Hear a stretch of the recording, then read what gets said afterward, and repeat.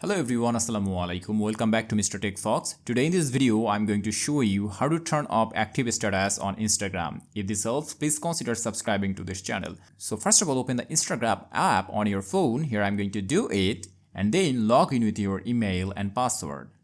And after logging in to your account, normally go to your profile by clicking on the bottom right corner or top right corner's icon.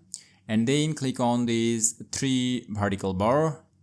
And then normally scroll down a bit and here you will get an option message and story replies. Just choose this option and then here you will get an option show activity status. Just choose it and turn this off. And that's it. Now you have successfully turned off your activity status on Instagram. Thanks for watching. Allah Hafiz.